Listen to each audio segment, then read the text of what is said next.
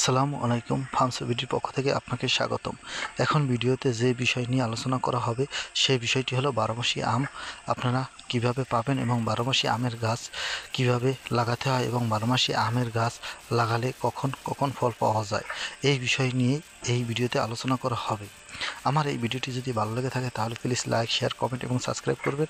আপনাদের কোনো বিষয়ে যদি প্রশ্ন থাকে তাহলে আমাকে কমেন্ট করবেন, আমি পরবর্তী ভিডিওতে আপনাদের সেই বিষয়ে উত্তর দিয়ে দিব। ভিডিওতে যে গাছটি দেখতে পাচ্ছেন এই গাছটিতে দেখেন এখন আম রয়েছে। এই আম গাছটি হলো বারোমাসি আম বা ভারী 11 আম। এই ভারী 11 আমকেই বলা হয় বারোমাসি আম। যদি আপনারা কোনো খান থেকে বা কোনো নার্সারি থেকে আমের কলম কিনে থাকেন বা গ্যাপিং করা যে আম গাছ আছে এই আম গাছগুলো যদি কিনে থাকেন তাহলে একটি গাছে বারোমাসি আমও রাখতে পারবেন এবং সিজন ভিত্তিক বা কালের ভিত্তিক আমও রাখতে পারবেন। এটি হলো যারা গ্রাফটিং করে বা কলম কাটে যে নার্সারিতে আসে সেই নার্সারি থেকে বুঝে আনতে হবে, কেননা এর একটা ডালে হবে বারোমাসি আম যা ভারী 11 নামে পরিচিত এবং আরেকটি ডালে হবে কালের আম যেটা একবারেই সিজনই হয়ে থাকে।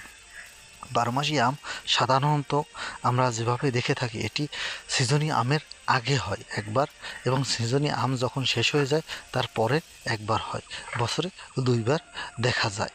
আবার কিছু কিছু জাত আছে যে আগাম জাত, আর কিছু হচ্ছে মধ্যম জাত, আর কিছু হচ্ছে লাস্টের জাত।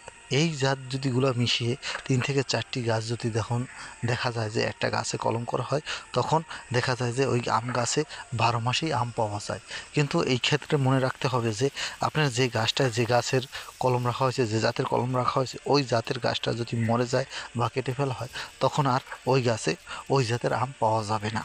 এজন্য আপনারা কলমের উপরে পর্যন্ত সবসময় যত্ন সহকারে রাখতে হবে যাতে কলমের উপরের গাছ না মরে যায়। এভাবে যদি আপনারা যত্ন করে রাখতে পারেন তাহলে আপনারা একটা গাছ থেকে 12 মাসেই আম সংগ্রহ করতে পারবেন। আমার ভিডিওটি ভালো লাগলে প্লিজ সাবস্ক্রাইব।